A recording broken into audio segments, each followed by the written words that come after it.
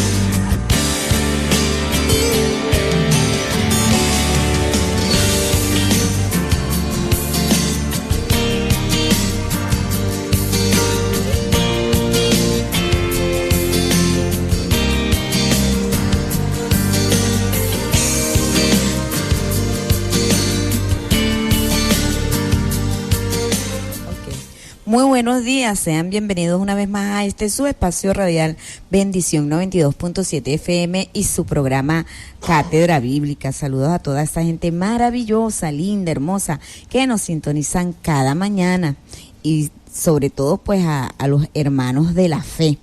Como siempre, en la gerencia general, el consentido de todos, Oscar Rebolledo Fuente, en el control máster, Dieguito Bogado, y como fieles servidores ante estos micrófonos, Isabel Palacios, acompañada del pastor Henry Contreras, pastor de la Comunidad Apostólica Efesios 2:20, todos bajo la dirección general de nuestra querida Mercedes Fuente. Yo no sé su reloj, pero el mío tiene las 6:05.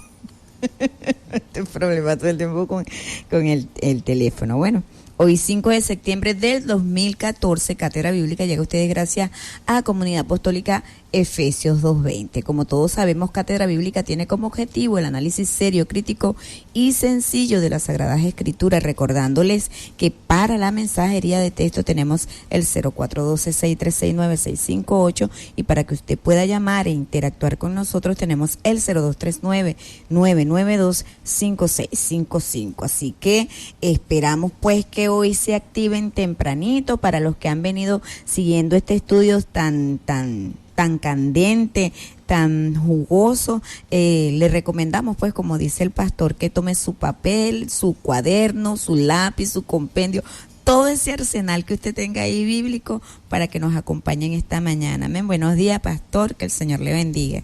Buenos días, hermana Isabel, buenos días para los que nos acompañan, los que nos permiten llegar hasta sus hogares. Deseamos que la bendición de Dios les acompañe rica y poderosamente. Aquí estamos, una vez más dándole gracias a Dios por la vida, por la salud, por su bendición, de poder estar en su presencia y bueno, con la mejor disposición de seguir tratando el tema que hemos venido desarrollando. Hoy vamos a estudiar el tema denominado el arrebatamiento. Vamos a estar estudiando el tema denominado el arrebatamiento. Vamos a usar la expresión arrebatamiento, ya que es la que aparece en el texto bíblico, y al mismo tiempo vamos a emplear la expresión por términos de familiaridad, la familiaridad que tiene con nosotros la expresión arrebatamiento. Sin embargo, vamos a rescatar el contexto principal y cuál es el punto central que el apóstol viene tratando con respecto al tema. El día de ayer nos quedaron muchos mensajes pendientes. Sí. Agradecemos pues que nos escriban temprano y si no me emociono mucho, entonces dejamos un tiempo bastante amplio para poder para la mensajería de texto. Así que mi recomendación para usted es que después de que estemos tratando el tema, empiece a escribirnos para nosotros entonces estarnos tomando el tiempo para dar lectura a su mensaje de texto. De ser necesario, 2 temas para poder aclarar el asunto del arrebatamiento, lo vamos a hacer. Si de repente uno solo no basta. Vamos a pedirle a la hermana Isabel que acuda con nosotros a 1 de Tesalonicenses, capítulo 13 hasta el versículo 18. Allí nosotros vamos a ver o hacer el análisis exegético de esta perícopa tan importante en el seno del pueblo de Dios. 4:13. Del 13 hasta el 18. Del 13 hasta el 18. Correcto. Ok. Tampoco queremos, hermanos, que ignoréis acerca de los que duermen, para que no os entristezcáis como los que no tienen esperanza. Si creemos que Jesús murió y resucitó, así también traerá Dios con Jesús a los que durmieron en él. Por lo cual os decimos esto en palabra del Señor, que nosotros que vivimos, que habremos quedado hasta la venida del Señor, no precederemos a los que durmieron. El Señor mismo, con voz de mando, con voz de arcángel y con trompeta de Dios, descenderá del cielo. Entonces los muertos en Cristo resucitarán primero. Luego nosotros, los que vivimos, los que hayamos quedado, seremos arrebatados juntamente con ellos en las nubes para recibir al Señor en el aire. Y así estaremos siempre con el Señor. Por tanto, alentaos los unos a los otros con estas palabras. Muchas gracias, hermana Isabel. Hemos leído 1 de Tesalonicenses, capítulo 4, del versículo 13 hasta el 18. Vamos a estar hablando acerca del arrebatamiento y por supuesto vamos a poner esto en contexto en primer lugar.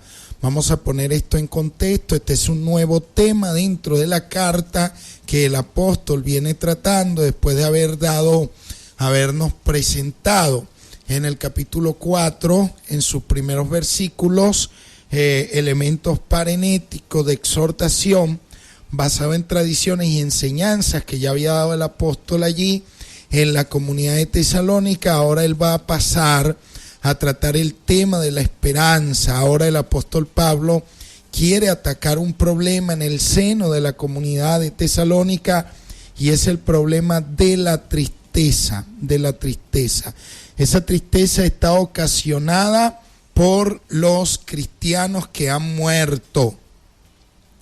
Para los hermanos de Tesalónica es muy importante esa situación, se sienten muy tristes, no saben qué pueda pasar con ellos, con los que ahora duermen, y el apóstol Pablo justamente va a tratar ese tema para que no se entristezcan como los otros. ¿A quienes hace referencia el apóstol Pablo con esos otros? Evidentemente a los que se encuentran sin Dios, sin esperanza, sin Cristo en el mundo. Ellos no tienen esperanza. No obstante, los creyentes, muertos o vivos, tienen una esperanza, y esa esperanza, como todos nosotros sabemos, no es otra que la persona de nuestro Señor y Salvador Jesucristo. Pablo quiere evitar la tristeza de los hermanos, y para ello va a tratar primero el tema de la ignorancia.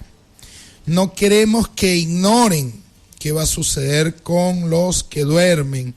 Entonces, primero, para poder combatir la tristeza que tienen ellos, va a atacar el problema de la ignorancia. Ellos están tristes porque ignoran algo que el apóstol perfectamente sabe, y lo va a revelar aquí en este caso. Entonces, Pablo no está respondiendo, escúchese bien, estrictamente en favor de un argumento de la resurrección. No, a pesar de que nosotros encontramos el tema de la resurrección aquí, todo el argumento está ordenado y está en favor a responder realmente en favor de la venida de nuestro Señor y Salvador Jesucristo. Los otros, los de afuera, los que no tienen una relación con Dios, son los que no tienen esa esperanza. Los que han muerto con la esperanza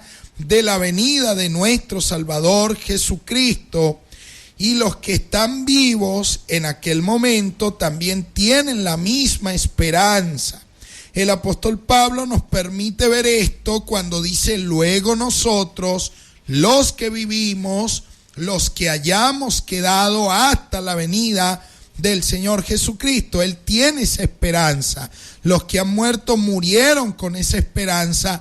Los que están vivos tienen esa esperanza, de tal manera que el tema central, el tema capital, el tema medular del asunto es la esperanza tanto de los que murieron en Cristo como de los que están vivos. Y esa esperanza no es otra que la venida de nuestro Salvador y Señor Jesucristo. Observe que los otros no tienen esta esperanza.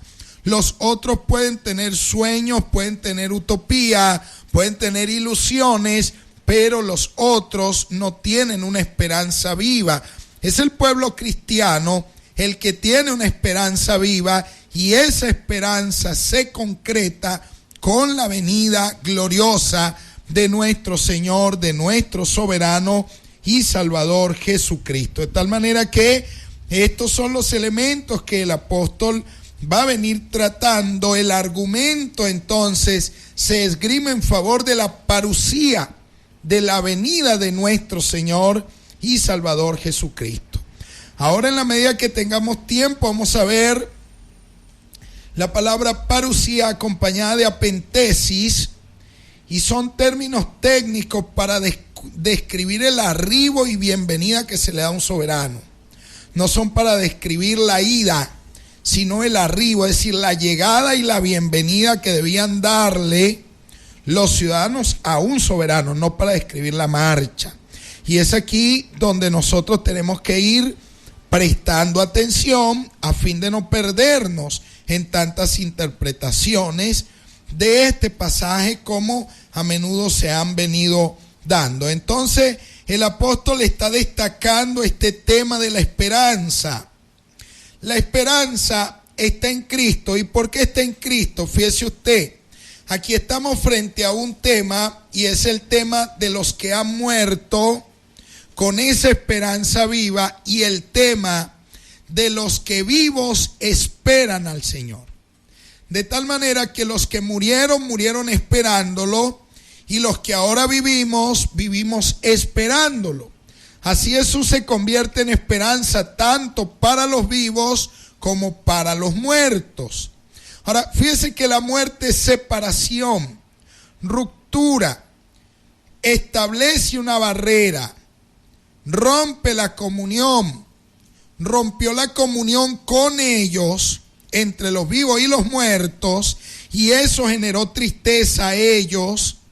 Pero ellos no estaban al cabo de saber si se rompía también una comunión con Cristo. Es decir, si la muerte, que ahora había logrado establecer una barrera entre los que están vivos y los que están muertos, también la muerte era una barrera entre Cristo y los que habían muerto. Ellos no estaban al cabo de saber eso, y por eso ellos quieren saber qué sucederá con los hermanos que ahora duermen. Pablo, en respuesta a eso, para dar respuesta a este asunto, va a presentar a Jesucristo como esperanza de unidad y como esperanza de resurrección y transformación. Dando respuesta a esto, el apóstol Pablo va a mostrar que la venida de Jesucristo desata el poder de Dios. Usted va a decir algo, hermana. Sí, pastor. De hecho, aquí en Primera de Tesalónica, Tesalonicenses 5:9 dice, 9:10 dice, Dios no nos ha puesto para ira, sino para alcanzar la salvación por medio de nuestro Señor Jesucristo, quien murió por nosotros, para que ya sea que vigilemos o que durmamos, vivamos juntamente con Él. Amén. Gracias, mi hermana. Así es. Vivos o muertos, vivamos juntamente con Él. Entonces, rescatando este asunto, para nosotros poder ir haciendo el análisis de verdades profundas que vienen aquí ahorita, es necesario que comprendamos, en primer lugar, la muerte se ha alzado como una barrera, se ha alzado como un enemigo entre los hermanos vivos y los que ahora están muertos. Se podrá presentar como una barrera entre Cristo y los que ahora están muertos. El apóstol Pablo quiere dar respuesta a este asunto, quiere dar respuesta a esta situación, y él va a decir que la venida de Jesucristo es una esperanza tanto para los vivos como para los muertos. ¿Por qué razón? Porque hace posible la unidad. Usted recuerda que Jesús oró por la unidad. Usted recuerda que el cuerpo de Cristo es uno, y esto solamente se puede ver con la venida de nuestro Señor y Salvador Jesucristo. En estos momentos, por más que nosotros querramos exaltar la unidad de la iglesia, es un trabajo del Espíritu Santo, es un trabajo de Dios. ¿Por qué decimos esto? Porque nosotros vivos podemos hacer un esfuerzo por unidad, pero eso se reduce única y exclusivamente a los que estamos vivos. Pero ¿cómo hacemos para tener unidad con los que ya han muerto y también forman parte del cuerpo de Cristo? Ahí, en tal sentido, se rompe aquella categoría de unidad, pero con la venida de Jesucristo esa unidad no se rompe, sino que se ve, porque Amén. Se hace posible la reunión con Él, con el Señor, tanto de los que estamos vivos como de los que han muerto en Cristo.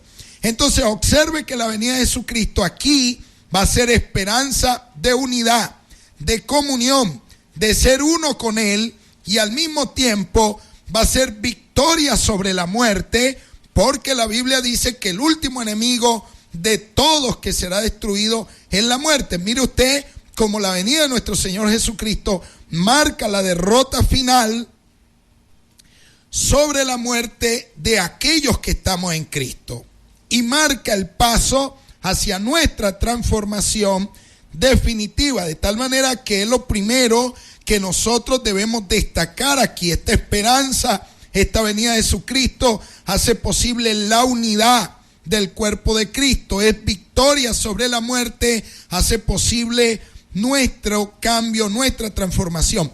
Es interesante ver que es victoria porque en este momento se alzan contra el plan y el propósito de Dios la muerte y Satanás, que ha instalado su sistema de gobierno nefasto, gobierno de facto, aquí en este estado de cosas. Pero con la venida de Jesucristo, este sistema va a tocar a su final. Nosotros tenemos que reflexionar seriamente en esto, porque la venida, la llegada de nuestro Señor Jesucristo a este mundo, amados hermanos, le va a quitar toda oportunidad a Satanás, le va a quitar toda oportunidad a los poderes del enemigo, y eso nosotros lo vamos a ir viendo en la medida que vayamos avanzando en este tema. Entonces, esta venida significa la irrupción del poder de Dios, la entrada del poder de Dios que se va a hacer posible. Fíjense, los que no tienen esperanza son los que carecen de una interpretación del tiempo, de la historia, en la presencia de nuestro Señor y Salvador Jesucristo. Son aquellos que están afuera, que le da lo mismo, que les da igual, pero nosotros tenemos esperanza. Fíjense usted, no les hablé acerca de la estructura del pasaje, pero es necesario rescatar la estructura del pasaje. La estructura del pasaje ustedes la van a encontrar, capítulo 4, versículo 13, introducción al tema donde se nos habla de la tristeza que hay por los hermanos que han muerto. Número 2, fundamento doctrinal del tema, versículo 14. Se nos presenta el fundamento doctrinal del tema. Número 3, desarrollo del tema, versículos 15 al 17. Y número 4, conclusión y cierre del tema. Fíjese que se arrancó el asunto con tristeza. Verso 18, se cierra con consuelo. Se cierra con consuelo. Es decir, Pablo, con lo que ha expresado, tiene que haber alcanzado a consolar a los hermanos que le está escribiendo. Entonces, repito la introducción al tema porque es muy importante que lo tengamos presente, o la estructura del tema. Versículo 13, introducción al tema. Verso 14, fundamento doctrinal del tema. 15 al 17, desarrollo del tema. Punto final, cierre del tema en el versículo 18. Entonces, veamos nosotros el verso 14. ¿Qué nos dice el versículo 14, hermana Isabel, por favor? Ok, aquí dice, si creemos que Jesús murió y resucitó, así también traerá Dios con Jesús a los que durmieron en él. Amén. Fíjese usted, Pablo arranca con un artículo de fe. Ese artículo de fe está fundamentado en la muerte y resurrección de nuestro Señor Jesucristo. En primer lugar, si creemos, si creemos no es una expresión para manifestar duda, sino para expresar certeza. En otras palabras, lo que el apóstol Pablo está diciendo es, puesto que creemos, puesto que estamos seguros, puesto que hay convicción unánime de que Jesús murió. Y efectivamente, la historia da cuenta de eso, tanto como la Biblia da cuenta de esa muerte. Ellos ahora han elevado esto a una categoría de fe. Dice, puesto que creemos que Jesús murió. Se ubica esto en un paradigma histórico, en un momento histórico, puesto que creemos que Jesús murió y resucitó. Esto tiene que ser fuente de aliento para los que han muerto, puesto que ellos murieron, y como murieron en Cristo, entonces a ellos también les pertenece la resurrección, tal cual como a nuestro Señor Jesucristo, así también a ellos les pertenece la resurrección. Puesto que creemos que Jesús murió y resucitó, así también Dios traerá con Jesús a los que durmieron en él, es decir, los que han muerto en él. Ahora, si nosotros revisamos en el contexto de la carta y en la afirmación de la muerte de Jesús, si es un dato histórico, es posible para nosotros hacer un levantamiento histórico estudiando los antecedentes de la muerte de Jesús. ¿Cree usted que Jesús murió de muerte natural? ¿Murió de alguna enfermedad? ¿Murió de anciano? ¿Murió en una cama? ¿O Jesús tuvo una muerte violenta? Pues evidentemente que la respuesta es que Jesús tuvo una muerte cruenta, violenta, murió como un criminal, como un malhechor, fue perseguido. Bueno, en este contexto se ubica esta carta. Los creyentes de Tesalónica están siendo perseguidos, posiblemente martirizados, y entonces Pablo apela a este dato histórico de su Señor, de su Salvador, que tuvo una muerte cruenta, violenta, que fue perseguido y será fuente de aliento y de esperanza para ellos también. Entonces, Es interesante que nosotros podamos ver en primer lugar aquí un artículo de fe. Pablo va a fundamentar lo que va a decir, lo que va a enseñar en un artículo de fe, puesto que creemos que Jesús murió y resucitó. Este es el artículo de fe más antiguo de la comunidad primitiva cristiana. Entonces, fíjese usted que con la venida de nuestro Señor Jesucristo se va a hacer posible la instauración definitiva del reino o del gobierno de Dios aquí en la tierra, iniciada por supuesto por su soberano mesiánico, para que luego el Dios y Padre ejerza el dominio y el poder absoluto para siempre, perpetuamente. Entonces, el sentido de esta resurrección es fuente de aliento, es fuente de esperanza. Esto está pendiente o está presente incluso en la cena del Señor, cuando dice que cada vez que tomamos la cena anunciamos la muerte del Señor hasta que Él venga. Fíjese usted que incluso allí se toma en cuenta la importancia de la venida del Señor Jesucristo. ¿Qué dice el versículo 15, hermana Isabel, por favor?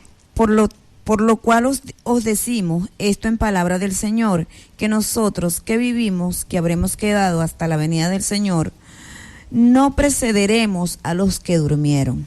Fíjese que lo que Pablo va a decir no lo va a fundamentar en él como apóstol, en una opinión suya, o en lo que él piense o en lo que él crea. Él va a fundamentar esto en él mismo, Señor. Lea el verso 15 otra vez en su inicio. Ok. Por lo cual os decimos esto en palabra del Señor. Ahí. Por lo cual os decimos esto en palabra del Señor. Esto se llama ágrafo. Ágrafo. ¿Por qué es un ágrafo? Porque aquí Pablo está haciendo referencia a un dicho del Señor que no aparece en los evangelios, que no está presente en los evangelios. Esto entonces es un ágrafo. Un ágrafo son dichos o palabras que se atribuyen o se remontan hasta el Señor Jesucristo y no aparecen registrados en los evangelios. Pero lo dijo. Pero lo dijo. Esto entonces es un ágrafo. Y aquí Pablo, para hablar de este evento trascendente, maravilloso, soberano, no puede hacer otra cosa más que remontarse hasta una palabra o dicho del Señor Jesucristo. Entonces, va a decir, por lo cual os decimos esto en palabra del Señor. La venida del Señor Jesucristo está fundamentada en una palabra del Señor. Es decir, de esto se trata. Ahora, el apóstol va a decir, lea de nuevo el verso 15, por favor. Por lo cual os decimos esto en palabra del Señor, que nosotros que vivimos, que habremos quedado hasta la venida del Señor, no precederemos a los que durmieron. Ese precederemos, pastor, No nos adelantaremos, ¿verdad? Sino que serán en la misma venida del Señor, cuando Él venga, tanto vivos, los que estemos vivos, como dice Pablo, y los que están muertos, todos a una vamos a salir a recibir al Señor. Eso es correcto, porque recuerde que destacamos hace rato que con la venida del Señor se tienen que dar estos dos eventos paralelos, que es, en primer lugar, el encuentro con el Señor, porque tiene que hacerse del pueblo de Dios uno solo, porque antes de esta gente estar muerta, cuando estaban vivos, su esperanza era la venida del Señor. Y murieron en esa esperanza. Cuando Cristo viene, hace posible esa esperanza, tanto para vivos como para muertos. Y se logra la reunión. Por eso es que Pablo dice allí, no nos adelantaremos a los que ya murieron, no precederemos a los que ya murieron. Lea el verso 15 otra vez. Okay. Léalo de nuevo. Por lo cual os decimos esto en palabra del Señor, que nosotros que vivimos, que habremos quedado hasta la venida del Señor, no precederemos a los que durmieron. Fíjese que habremos quedado. No está hablando de que nos iremos cuando el Señor venga, sino que habremos quedado hasta la venida del Señor. Entonces, si usted le presta atención a todo el contexto, a toda la temática, usted no se va a perder cuando lleguemos al tema del arrebatamiento. porque siempre se nos habla de quedar, del encuentro, de la reunión con Él. Siempre se nos va a hablar de eso. Usted no se va a perder en eso. Además, tenemos algunas evidencias contundentes que le van a dejar a usted, por lo menos, si no claridad, el deseo de investigar. Entonces, fíjese usted que el apóstol se remonta a una palabra del Señor para hablar de esta venida. En el verso 15 aparece la palabra parusía, que es la palabra para venida, la palabra venida que nosotros vamos a encontrar allí, que habremos quedado hasta la venida del Señor. El término es parusía. Este es un término propio de la política y que se aplicaba a las divinidades, pero esto es un término pagano. Esto no es un término bíblico estrictamente hablando, es un término que empleaban los griegos, empleaban los romanos en aquella época para hacer referencia a la visitación de un rey o a la visitación de una divinidad. Empleaban la palabra parusía o venida y significaba visita, inspección. Generalmente se aplicaba a un alto funcionario. No significaba ida, sino venida. Venida. Y se acompañaba esta palabra de otro término griego llamado apentesis, que significa recepción, ir al encuentro de un magistrado, de un dignatario, cuando éste llega para recibirlo, no para irse con él, porque el dignatario venía para entrar, para visitar su territorio, no venía para irse, no, venía a su territorio, a su colonia, a su lugar de gobierno, y los principales de la ciudad salían al encuentro de él. Y en la palabra encontramos casualmente las dos palabras, parusía y apentesis. Los que leen griego lo pueden leer, los que estudian etimología y significado de palabras lo pueden investigar, lo pueden estudiar. Nosotros no estamos diciendo nada secreto aquí. Amén. Parusía y apentesis, inspección, llegada. ¿Ok? Se aplicaba entonces el término parusía a la visita de un alto funcionario, de un rey o de un dios a su territorio. Y el término griego, repito, apentesis, que significa recepción, encuentro, que es el que encontramos aquí, no implicaba la ida, sino la bienvenida al funcionario que venía llegando, al rey, al señor o al dios que venía llegando. Eso es lo que significa allí, y se trata del encuentro del Señor en el aire. Entonces, fíjese que se está afirmando en la unidad entre el Señor y su pueblo. Por eso es que el texto va a concluir en el verso 17: y así estaremos siempre con el Señor. ¿Por qué? Porque se da la llegada y el encuentro.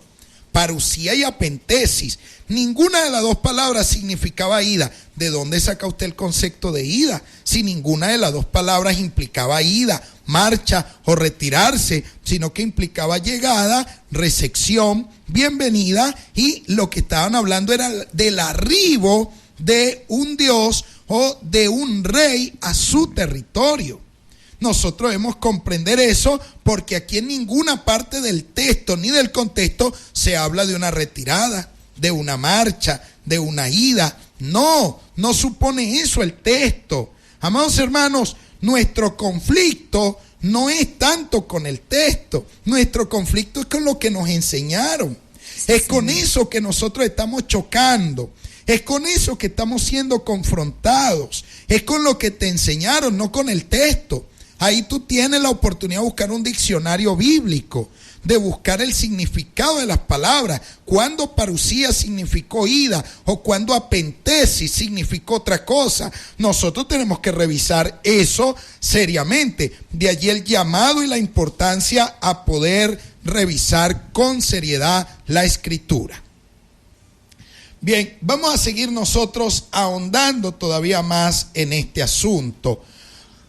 Fíjense entonces que este término parusía, del cual estamos hablando, que significa venida, repetimos, un término técnico. Ayer destacábamos las palabras epifanía también, destacamos la palabra Apocalipsis, destacábamos la palabra Erchomai y por supuesto el término parusía que estamos viendo nosotros aquí. Entonces se describía el arribo oficial del emperador, de un soberano a su territorio. Equivalía, oído con lo que voy a decir, equivalía a la manifestación de su poder. La parusía era un término que no solamente implicaba llegada de un soberano o de un Dios, sino que además exigía la manifestación de su poder. Bueno, fíjese usted lo que ocurre con la llegada de nuestro Señor Jesucristo. Los muertos en Cristo resucitan primero. O sea, está afectando de manera definitiva esta tierra, la está haciendo nueva.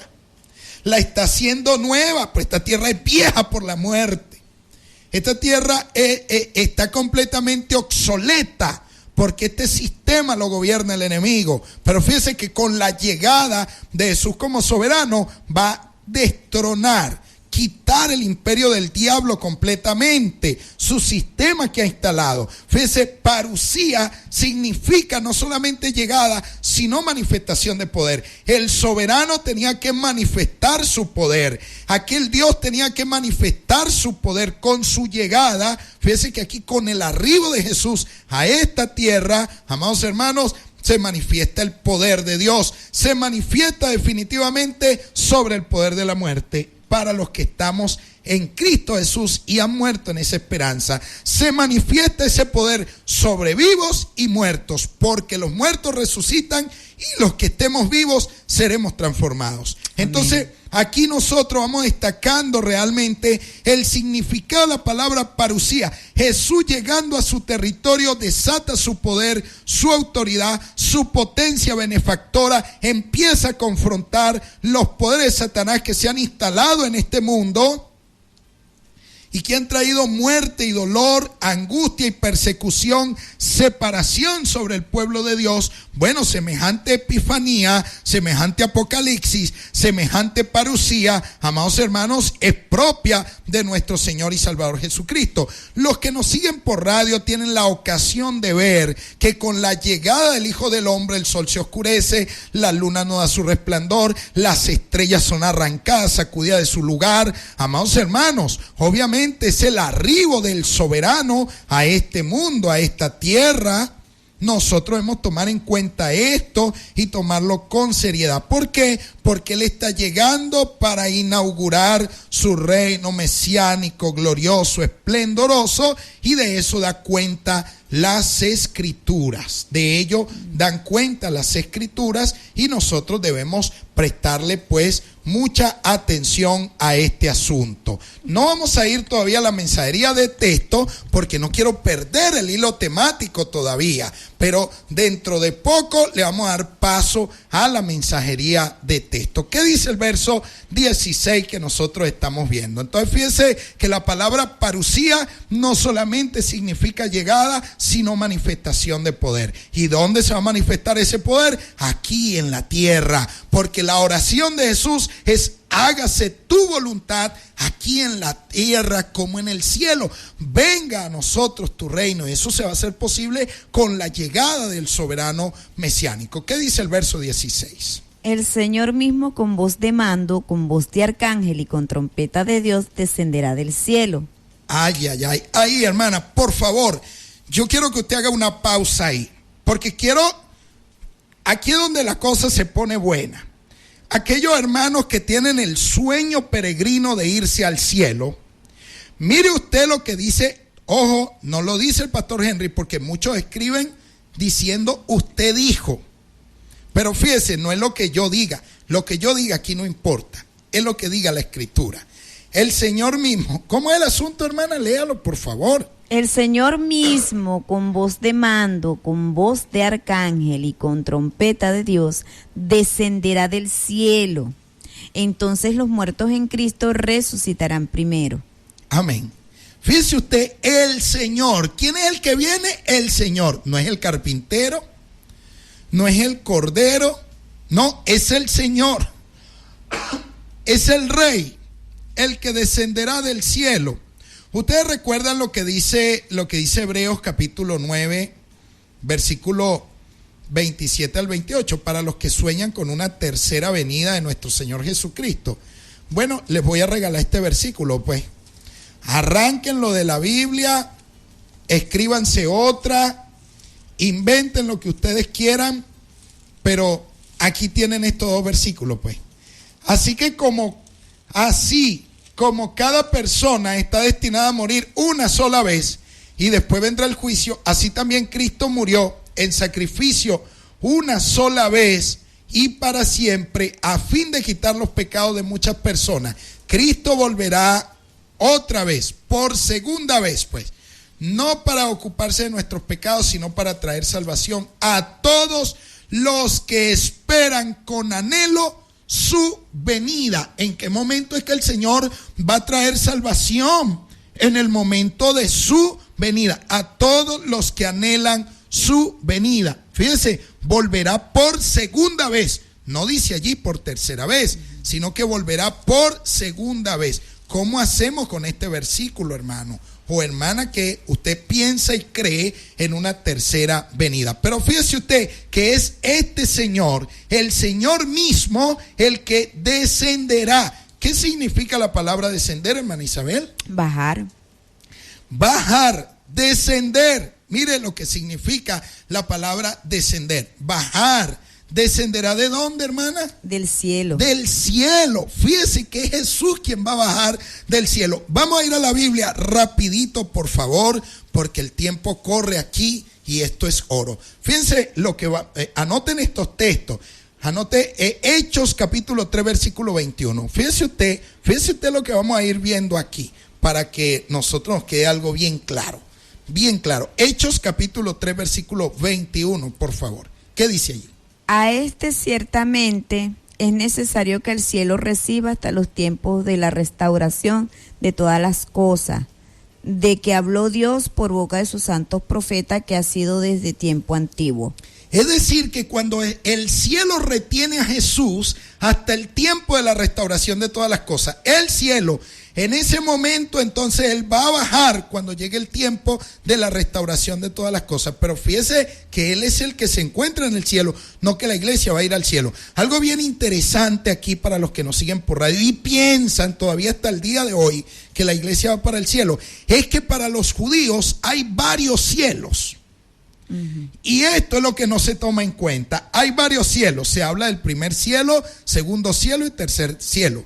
Los griegos emplean los términos uráneos para hablar del cielo. Este cielo de las nubes, el del aire donde iremos al encuentro con el Señor. Emplean la palabra uráneos. Después está la palabra mesouranios para hablar del cielo medio o cielo espacial, del espacio. Y tenemos la palabra epouráneos para hablar del cielo donde se encuentra Jesús en este momento. Entonces, fíjese algo. ¿A dónde va la iglesia? Pregunto. ¿La iglesia va al epouráneo donde se encuentra Jesús en este momento? ¿Va al mesouráneo, al cielo espacial de Marte, Júpiter o este tipo de planetas o galaxias? ¿O al epouráneo o a los uráneos, perdón? Fíjese usted, son tres cielos, por lo menos tres cielos. El cielo donde se encuentra Jesús, del cual va a descender, el cielo espacial, y este cielo de las nubes y de los aires de esta tierra donde estamos usted y yo. Pregunto yo, ¿a qué cielo cree la iglesia que va a ir? Hermano, mire, la gente la engañan porque no escudriña la palabra, porque no la estudia. Vamos a ver Mateo capítulo 6 versículo 29. Mire lo que vamos a tomar en cuenta aquí. Mateo capítulo 6 versículo 29. Ya va, pastor. Vamos a ver qué dice allí la escritura, por favor. Hermana Isabel, corra, por favor. Mateo 6:29. capítulo 6 versículo 29. Los que toman nota, por favor. Ok, dice, pero os digo que ni aun Salomón. A ver. Sí. Lea el 29. Ya me voy a ubicar, disculpen, si no es un verso antes, es un verso después. Ya vamos para allá. No se preocupen que... Aquí en el 26. El 26, amén. Lea el 26. Mirad las aves del cielo que no siembran ni ciegan ni recogen en graneros, y sin embargo... Basta, hermana. Mirad las aves del cielo, uráneos. Okay. Uráneos. Este cielo que usted y yo podemos ver, ¿puede ver usted aves en el espacio? No. ¿Usted las puede ver aquí surcando por las nubes? Sí.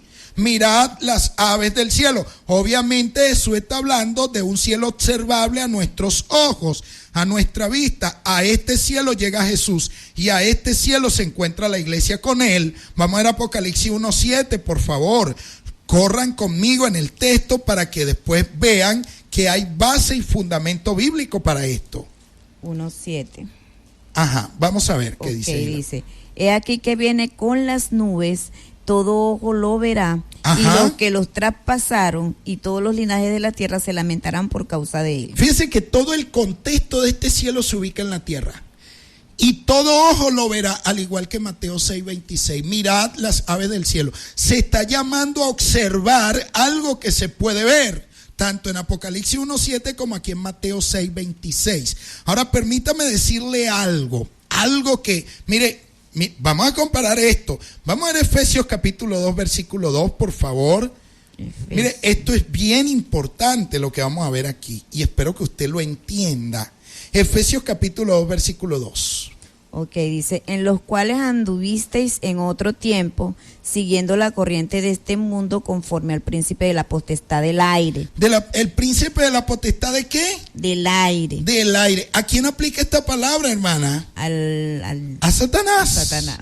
El príncipe de la potestad del aire. Vea el capítulo 6 de Efesios, hermana Isabel, por favor. Versículo 12 y 13. Ok. Dice acá, vamos corriendo con esto.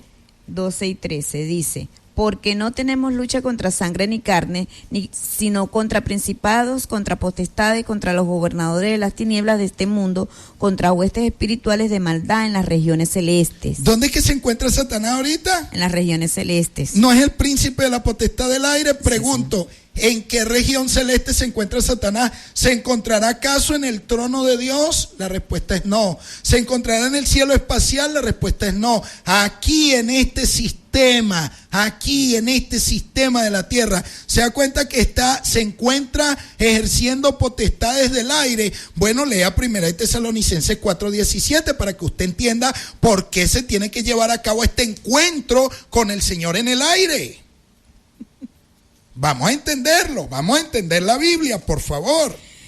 Luego nosotros, los que vivimos, los que hayamos quedado, seremos arrebatados juntamente con ellos en las nubes para recibir al Señor en el aire, y así estaremos siempre con el Señor. Le voy a traducir esto para romperle la cara al diablo. Por eso nos encontramos con el Señor en el aire, para destronar definitivamente, romper los condicionamientos de estas fuerzas satánicas que operan abiertamente desde el aire. Es de eso que está hablando la Biblia, no de llevarte al cielo. Entiende eso, porque el texto está diciendo que Jesús descenderá del cielo donde se encuentra Dios.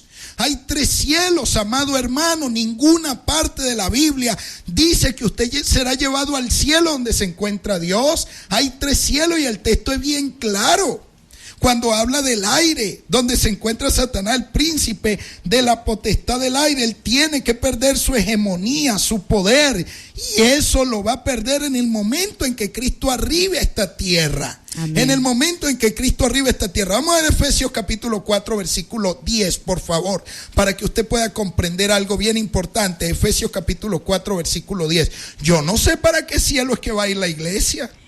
El que descendió es el mismo que también subió por encima de todos los cielos para llenarlo todo. Amén. ¿Usted cree que algún cristiano podrá llegar por encima de todos los cielos? Nadie podrá llegar por encima de todos los cielos. Jesús fue el que penetró por encima de todos los cielos y se encuentra ahora en la presencia del mismo trono de Dios. La iglesia jamás se le ha ofrecido ir a aquel lugar. Nunca, eso es impensable. Ningún versículo de la Biblia enseña tamaña desfachatez. Mire que se está hablando aquí, es del cielo observable, de las nubes, del aire. Allí es donde nos encontraremos con el Señor. ¿Por qué? Porque Él viene, no porque la iglesia se va. Vamos a darle paso a la mensajería de texto para después poder seguir desarrollando tan interesante tema. Ok, por acá dice, buen día, pastor. Los tesalonicenses no entendían cómo la resurrección de los creyentes que ya habían muerto se relacionaba con el arrebatamiento de los los creyentes vivos en el momento de la segunda venida de Cristo. Y él sigue, este mismo hermano que escribe, o hermana, dice, al parecer pensaban que los que murieran antes del tiempo del retorno de Cristo, por la iglesia no serían resucitados sino hasta un tiempo mucho más tarde. Sí, por supuesto, está bien, estamos de acuerdo, amén. Ok, entonces aquí dice, Pablo les dice que los muertos en Cristo resucitarán en el mismo instante en que Jesucristo se lleve a su iglesia. Se lleve, ¿dónde dice allí la Biblia se lleve a su iglesia? Hermano, mire, no escriba cosas que la Biblia no dice, ni enseña, por favor. Buenos días, Dios le bendiga, su nombre, ¿dónde nos llama? Buenos días, amada. Buenos días, mi hermano. Dios me lo bendiga. Amén, Dios me Santa. lo bendiga a todos ahí, ese equipo ahí en ese emisor. Amén, amén. Hermana Isabel Palacio. Gracias, mi hermana. De los controles. Mira, ¿sabes que ayer con la clase de ayer? Ajá, mi hermana, oye, cuénteme. yo me quedé de verdad picada. Y Gloria a Dios. recordé de que yo había transcrito unos artículos que el pastor Jesús Romero tiene en su página de Facebook, cuando se le hizo su página de WordPress. Ajá. Y entonces, que ahí habla del rapto, del arrebatamiento de la iglesia, que esto, que lo otro. Bueno, y esos son dos escritos bien espectaculares, bien buenos. Gloria a Dios por eso. Para estudiarlo. Mira, yo estudié ayer toda la tarde. Qué bueno, ma, qué bueno, qué bueno. Porque son largos. Y si uno se pone a buscar en internet se vuelve loco porque imagínate. Claro que sí, hay mucha información. Pues. Y hay diferentes corrientes y es tal cual como usted dice, mi pastor. Mire, es lo que nos enseñaron. Amén, amén, que así nos es. enseñaron y uno se creció pues creyendo eso. Amada, disculpen un segundo. Les invitamos a los que nos siguen a buscar en lo que es fundamento doctrinal de las asambleas de Dios y del consejo evangélico y se van a encontrar con una escatología de una iglesia que se la llevan para el cielo. Cuando la Biblia muestra claramente 3 cielos y el cielo donde se encuentra Dios, donde se encuentra Jesús, desde ese cielo va a descender el Señor. ¿A qué cielo piensa la iglesia que va a ir si ningún texto de la Biblia enseña eso? Bueno, continúe, mi hermana. Esos escritos que tiene mi pastor ahí en Facebook, oye, mira, de verdad es que lo aterrizan a uno.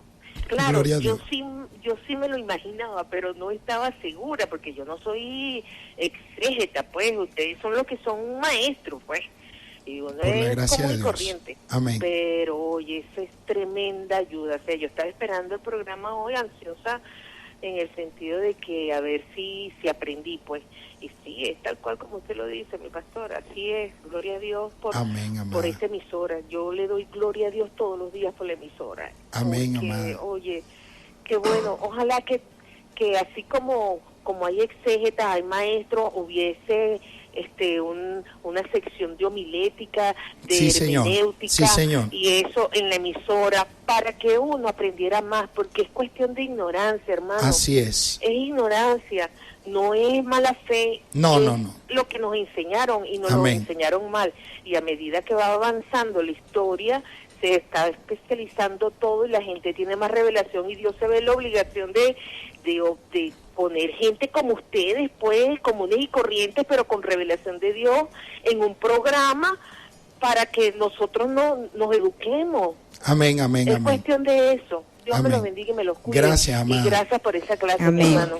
Y les digo a mis hermanos que me están escuchando que busquen esta clase en YouTube, en la página de Cátedra Bíblica, por ahí como a las 2 de la tarde ya debe estar listo, y que busquen esos escritos, esos artículos del pastor Jesús Romero que hablan, es como para tener detalle, o lo mismo que usted está diciendo, pero como escrito, pues. Amén. Bien bueno está esos artículos, son 2. Gracias. Dios me los bendiga y me los cuide. Pues, gracias, amada. Amén. Gracias, amada, por la llamada. Es tremendo Continuamos adelante. Qué bueno son malos entendidos. El tiempo que nos queda lo vamos a agotar con la mensajería de texto. El lunes continuamos con el tema. Ok, dice por acá, buenos días, Dios lo bendiga. Mire, una pregunta, yo no estoy bautizada y en la iglesia el domingo el pastor va a dar la cena, la cena del Señor Jesucristo, ¿yo puedo? Una pregunta acá. Eso lo trata con su pastor, yo no le puedo dar esa respuesta por él. Ok, pastor, bendiciones. Una pregunta, por favor, ¿dónde Cristo va a establecer su reino?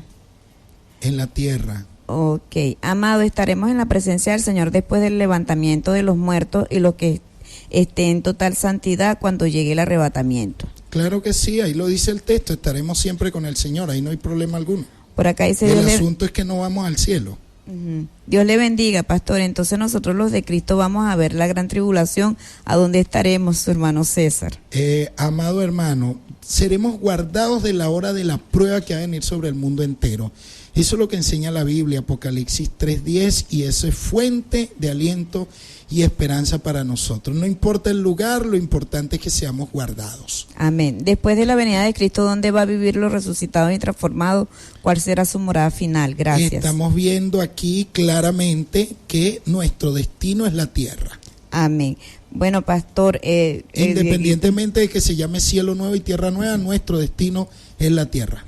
Ya Dieguito nos hizo seña, ¿no? Ya se nos vino el tiempo encima.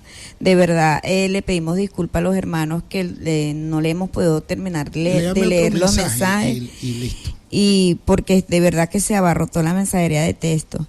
Por acá vamos a leer y dice, la Biblia dice que la reunión es en el aire entre Cristo y la iglesia. Luego, ¿qué sucede?